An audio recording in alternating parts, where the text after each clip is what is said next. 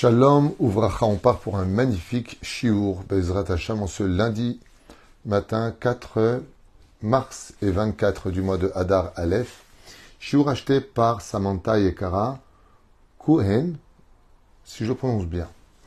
En tout cas, c'est pour les 30 jours de son papa, que son âme repose en paix, Shlomo Katsav Ben Dina, Alav Shalom Ruach Hashem, Tenachenu Began Eden Lyon, Vechol Asher Rovim Imo, Bichlal Arachami Vasilechot Vechen Yehi Ratzon Venomar Amen Tieshmatot Zorachaim, et que nous n'ait que de bonnes nouvelles. On pensera aussi à tous nos Khatoufim, toutes les personnes dans une situation compliquée. Refouach Lemach, Lamamira, Briou Tetana, Parnassa, Beshefa.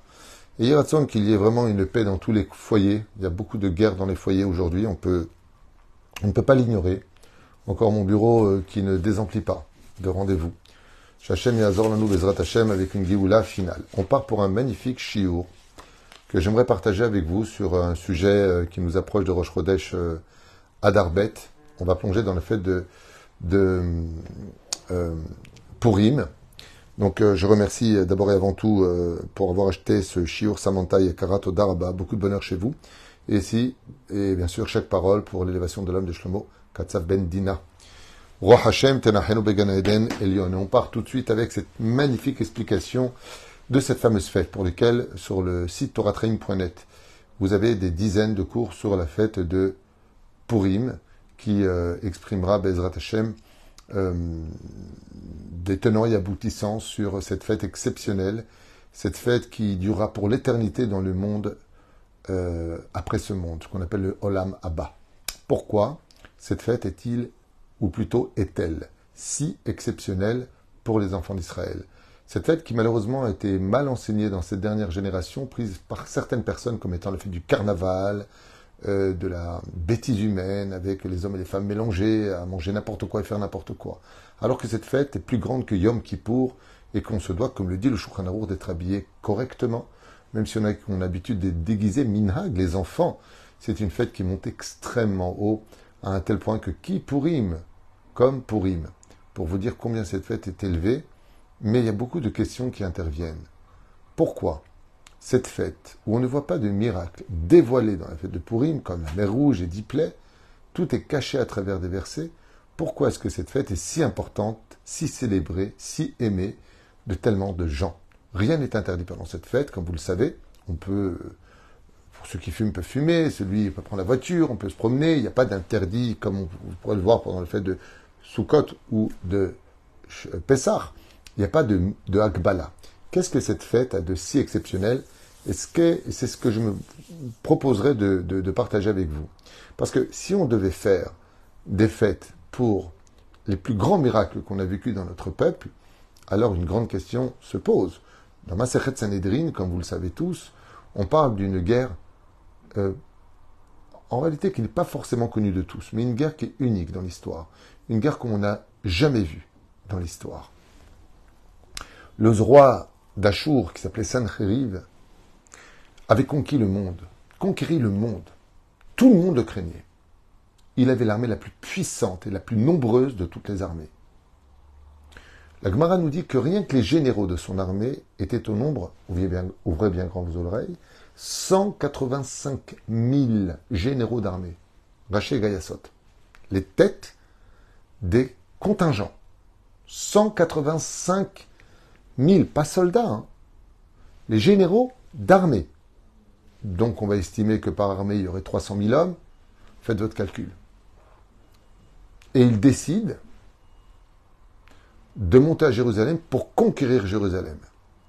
Et comme personne ne l'avait fait avant lui ou réussi, tout le monde savait que les Juifs possédaient une potion magique, qui est l'étude de la Torah et la pratique de ses mitzvot.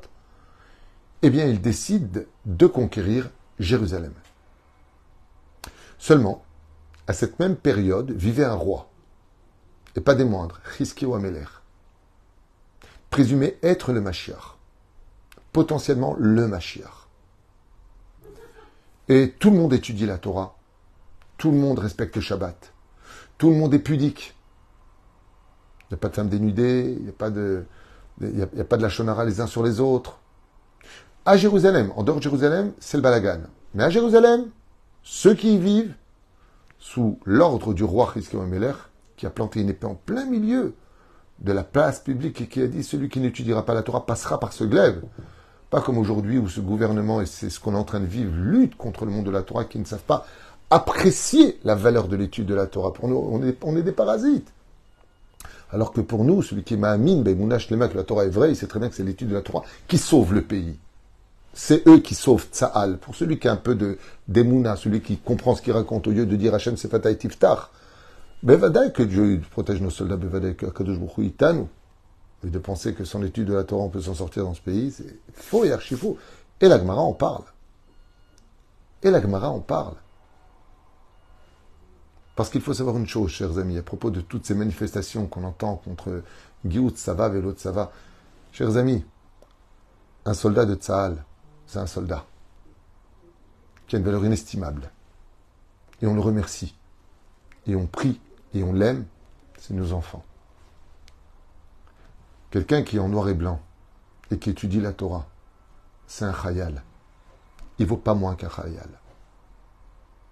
C'est l'essence et la voiture. L'un ne roule pas sans l'autre. Elle est flammatée,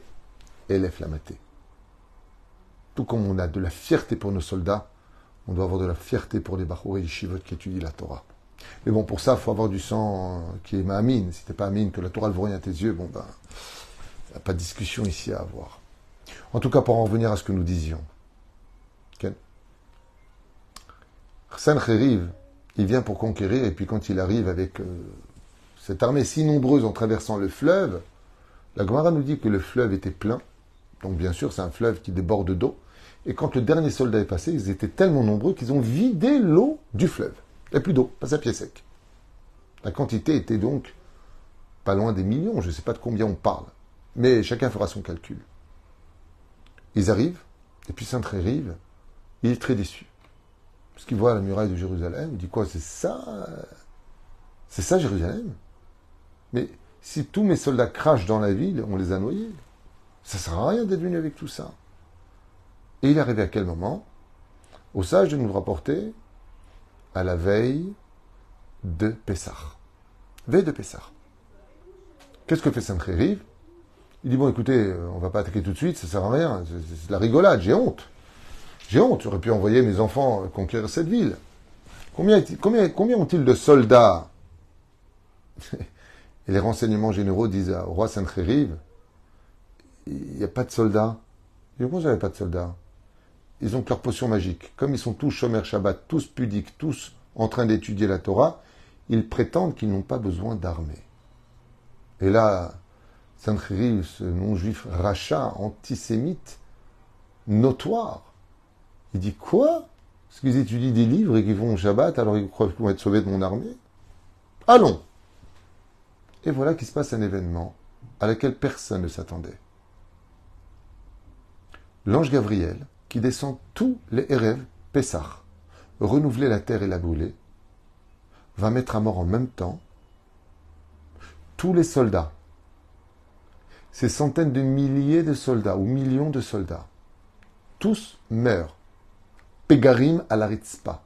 Des corps sans vie sont par terre pendant cette nuit. Sauf 4. 4 survivants en tout.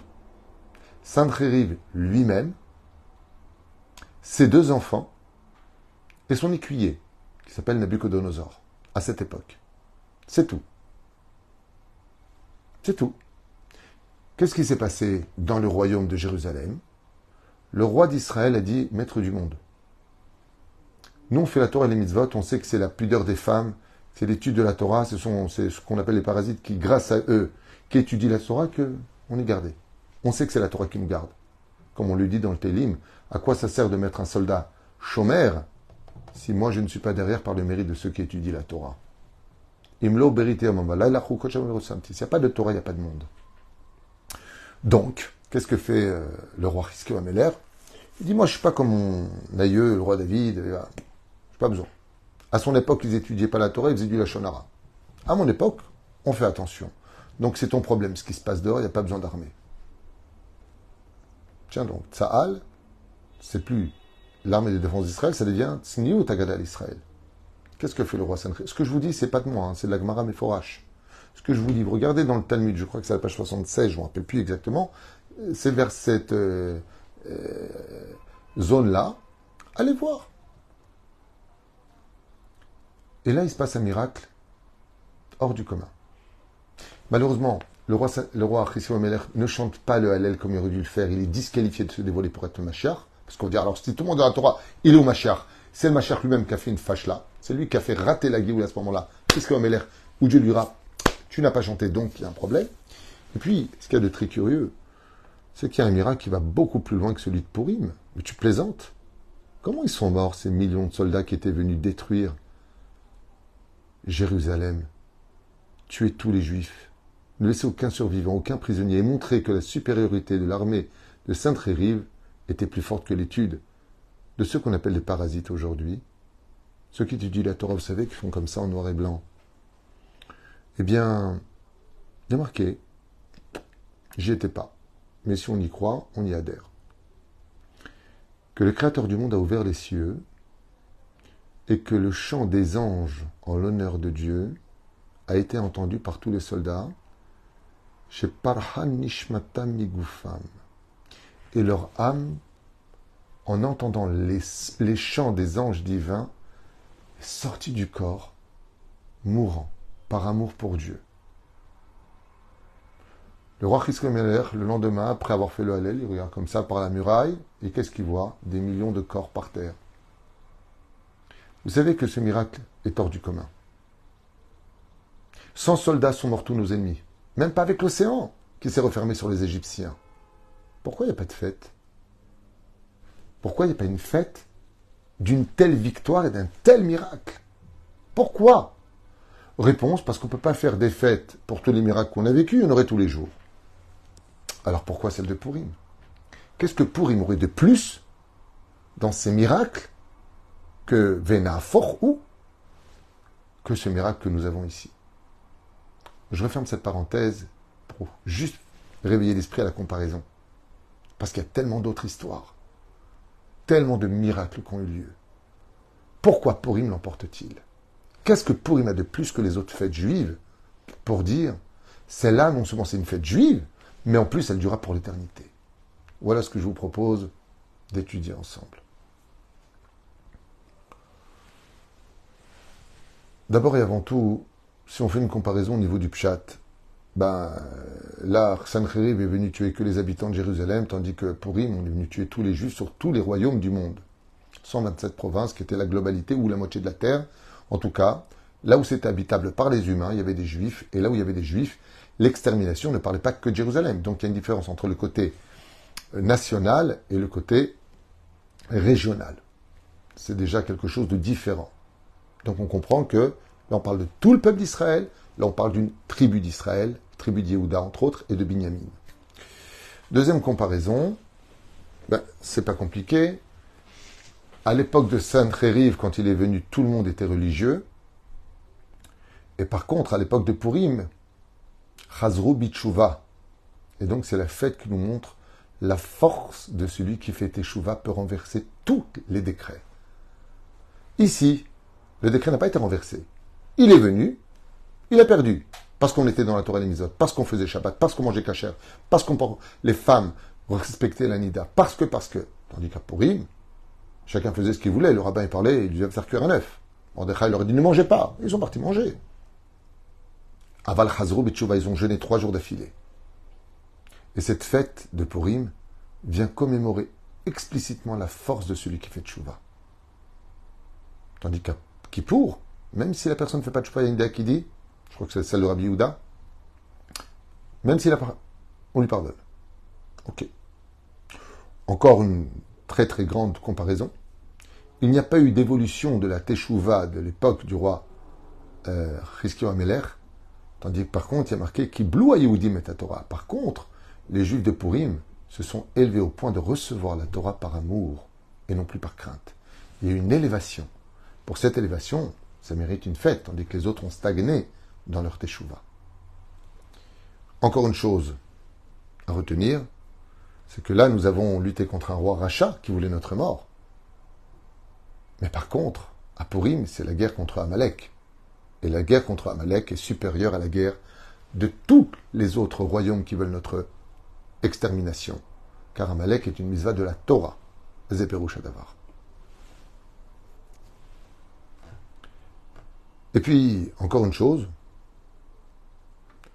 à l'époque de Sancheriv, ils sont venus vers nous pour, ce que vous dites, Dieu a donné la malédiction aux hommes de devoir travailler, à la femme d'accoucher, la souffrance. Oui, mais quel rapport? J'ai fait un cours qui s'appelle les 10 malédictions de la femme et de l'homme. Ok, tov, je continue. Vena Forchou, à Purim. Toute la situation a changé. Tandis que là, ils sont venus pour nous tuer à l'époque de Sancheriv et ils sont morts. Il n'y a pas eu de changement. Ils sont venus nous tuer et ils ont été tués par un ange. Il y a une autre explication, et c'est celle que je voudrais partager avec vous, qui est extrêmement belle et qui va expliquer tout ça. Pourquoi cette fête est plus importante que les autres? Pourquoi est-ce qu'elle dure pour l'éternité? Je vous ai pris 4 exemples. On pourra en prendre plus, mais on ne va pas tout faire. On dit en hébreu afor halafor. Tout s'est retourné contre se retourner. Vena for ou. C'est le mot principal de la fête de Purim. Tout s'est retourné. Mais ça veut dire quoi s'est retourné? Tout ce qui s'est passé, tous les plans machiavéliques, tout ce qu'ont organisé les ennemis d'Israël, leur propre piège s'est retourné contre eux. C'est comme quelqu'un qui creuse un trou et met des pics en bas pour que son ennemi tombe, pour lui, et en fin de compte, il est en train de creuser sa propre tombe, parce que c'est lui qui est tombé dedans. Prenons quelques exemples pour bien comprendre cette fête de Purim et sa moralité. Magnifique explication à retenir et à partager pour Purim Be'ezrat Hashem. Écoutez bien. Aman Bikesh Larog, par exemple, on voit au début de la Megillat Esther, que Aman, c'est lui qui conseille Memouchan à Achashverosh de tuer Vashti, parce qu'elle a désobéi. Dans quel but? De prendre la place du gouvernement de l'influence de Vashti. Remplacer Vashti par une autre femme, juste pour sa beauté, parce que le roi n'aimait que la beauté, ils s'en fichaient un petit peu de l'intériorité de cette femme, mais pour que lui donne le conseil, que le roi soit satisfait, qu'il ait accepté le conseil, sous le conseil d'Aman, il a tué sa propre femme qu'il aimait plus que tout au monde. Aux yeux du monde, le roi du globe de la terre, il écoute Aman. C'était lui qui visait à faire grandir, pour remplacer de façon idéologique la reine. Bravo Aman, merci beaucoup. Grâce à toi, une fille de chez nous, Esther, de la tribu de Binyamin, a été nommée reine. Merci, Aman. Tu as voulu faire tuer une femme pour la remplacer par ton conseil, pour tes plans machiavéliques. Merci beaucoup. Tu nous as débarrassés de Vashti pour que Esther prenne sa place. Benaforou. Tout s'est retourné contre toi. Magnifique. Deuxième exemple. Ahashverosh fait un rêve. Benadena chez ta mère. Il n'arrive pas à dormir. Apportez-moi le livre des souvenirs. À qui je dois quelque chose? Et ça tourne. Et puis Aman, il dit, je vais aller voir maintenant le roi pour lui demander la permission personnelle de tuer Mordechai. Et là, les feuilles tournent. Et qui était en train de lire ce fameux livre des Zichronot Achashverosh, le fils d'Aman lui-même, selon les commentateurs. Et il a beau tourner vite. Il dit, mais qu'est-ce que tu as toujours tourné les pages? Il dit, le vent, il les ramène. Jusqu'à ce qu'il arrive à la page de Mordechai. Et alors que Aman vient pour demander l'extermination de Mordechai, il lui dit, voilà, Mordechai t'a sauvé un jour la vie. Les cuisiniers qui avaient mis du poison dans ta nourriture, c'est Mordechai qui est venu le dire à Esther pour que tu sois au courant qu'on veut ta mort. Et il t'a sauvé la vie. Qu'est-ce que fait Aman? Le roi dit, tiens Aman, viens ici.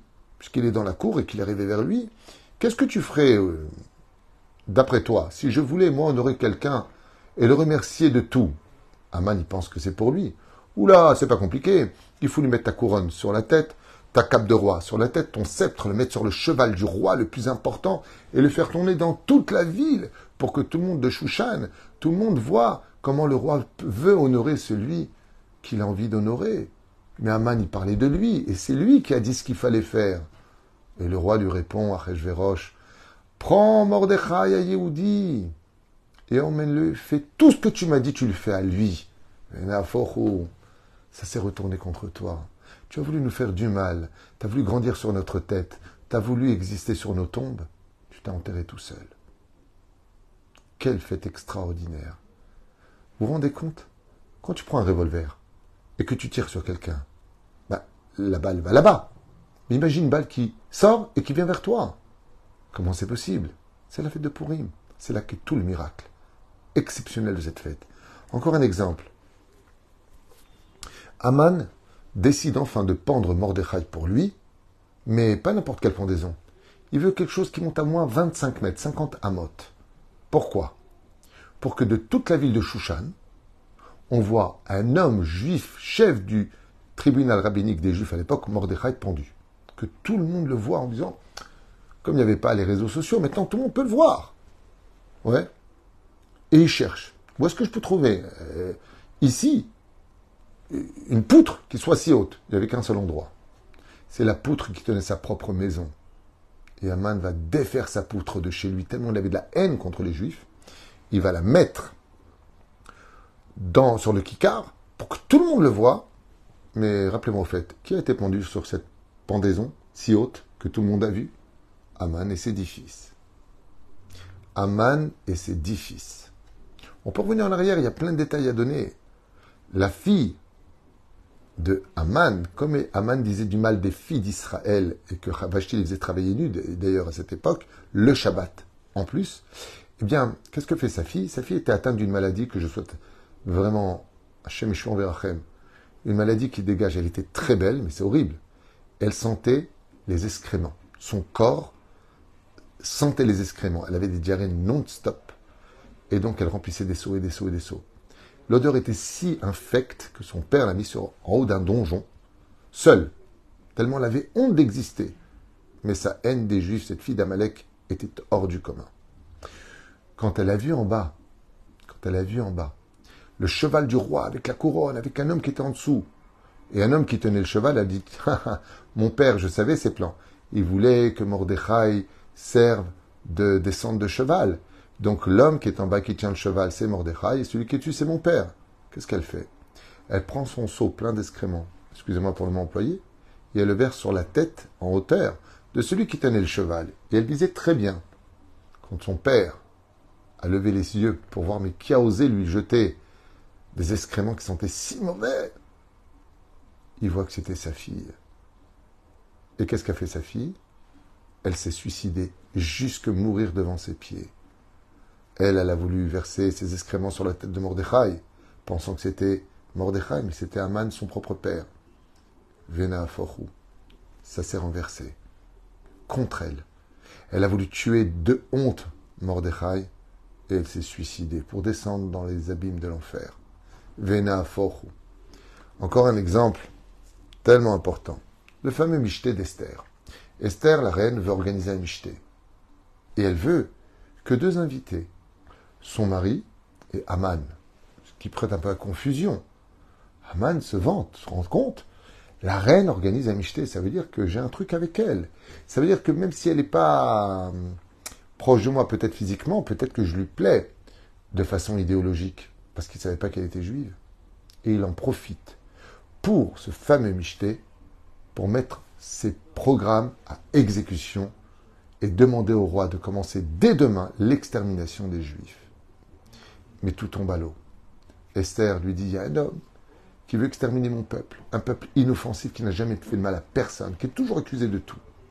Ha'aman ara azeh. Et voilà que non seulement Aman est pendu haut et court, lui et ses 10 fils, qui récupèrent la maison de Haman pour Esther et Mordechai, mais le pire, c'est que non seulement les décrets de Haman ne peuvent pas s'annuler, mais le sceau du roi passe dans la main de Mordechai, qui lui, par contre, a le droit de tuer toutes les casernes et tous les soldats qui étaient présumés à l'attaque des Juifs. Pas un Juif meurt, mais les autres sont mis à mort. Vena Aforu. Tout le mal que vous avez voulu nous faire se retourne contre vous. En fin de compte, le mal que vous avez essayé de nous faire dans la Megillah de Purim, en fin de compte, n'a créé que notre bonheur. Et au sage de nous dire, voilà pourquoi cette fête est éternelle. Parce que tout ce que nous avons vécu, tout ce que nous avons passé, toutes ces accusations, ces pogroms, cette Shoah, tout ce qu'on vit jusqu'à aujourd'hui, la discussion à notre existence, tous ces malheurs, ces larmes versées, aujourd'hui on les vit mal, comme des décrets de malheur. Viendra un moment où Akadosh Baruch Hu ne nous dira pas du tout. Tous ces malheurs, préparez votre bonheur. Un bonheur pour l'éternité sortira. Et dans le monde futur, on tirera ces 6000 ans de souffrance pour comprendre qu'en réalité, ce n'était qu'une opération chirurgicale du plus beau, du plus grand et du plus merveilleux médecin qui n'était autre que ton propre père. Quand un père, il soigne son fils, c'est vrai qu'il lui fait peut-être mal. Mais tout ce qu'il fait, c'est pour le guérir. Et la Megillah d'Esther vient nous enseigner que tous les décrets difficiles, on a une promesse de Dieu, elles ne sont là que pour notre bonheur, pour un meilleur lendemain. Olam, Abba, attends. Et tu verras que du malheur est sorti le bonheur. Et c'est pour ça que la fête de Purim, on se met des masques. Je ne te reconnais pas. Mais regarde qui est derrière. Cette entité, c'est la vraie personnalité. Le mal n'existe pas. Aman a voulu nous pendre, il a été pendu. Il a voulu remplacer Vashti, c'est Esther qui a pris sa place. Comme on vient de l'expliquer. Après la mort, il y a la vie, résurrection des morts. Pour vivre la résurrection des morts pour l'éternité, on ne mourra plus après, il fallait bien mourir pour ressusciter le mort. Et ça, c'est la fête de Purim. Quand tu vois quelque chose qui pourrit, qui finit, on a l'impression qu'on est condamné, que zéro, il ne fait plus bon être juif. C'est à ce moment-là que tu dois être le plus fier de ta judaïcité. Parce que quand on arrive en bas de l'échelle, on ne peut que remonter. Mais si j'ai compris que Bezrat Hashem, j'ai dû descendre pour mieux voir où je devais me diriger, alors à partir de ce moment-là, Zochim Ledvarim Arbe. Voilà ce qu'est la fête de Purim. Pour des fois vivre la lumière, il faut rentrer un tout petit peu dans l'obscurité et dire Toda Lael, juste avec patience, humilité et confiance. Kol Tov, et Bezrat Hashem, il raconte que cette étude nous accompagne tous les jours. Amen, amen.